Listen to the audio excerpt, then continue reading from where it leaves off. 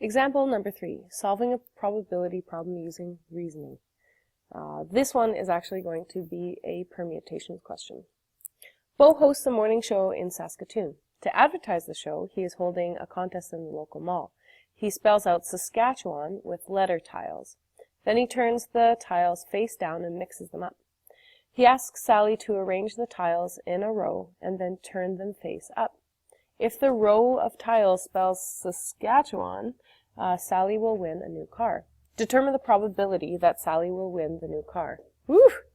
Well, it sounds exciting, but let's calculate the probability of actually winning that. So item number 1, the number of favorable outcomes is going to be our numerator. There's only one favorable outcome. There's only one way that we can win, and it's if the words spell Saskatchewan. So our numerator literally is going to be 1. That doesn't bode well. Denominator. This is going to be the total number of different orders of letters using the letters in Saskatchewan.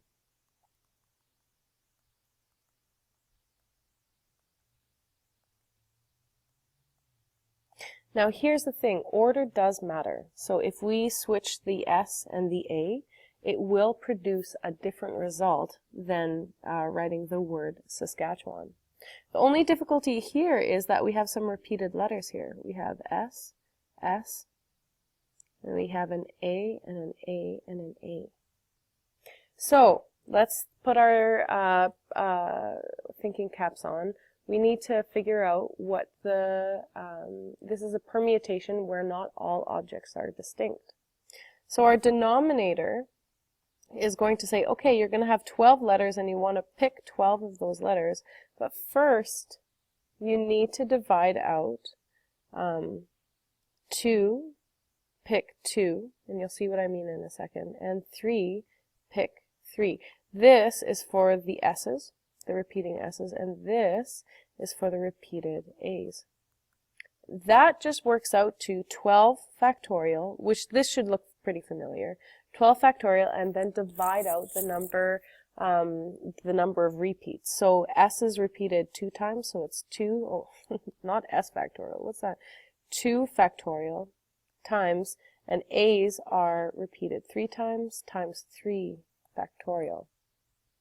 When we punch that into our calculator, we're going to get something like, whew, 39,916,800. This is the number of different orders.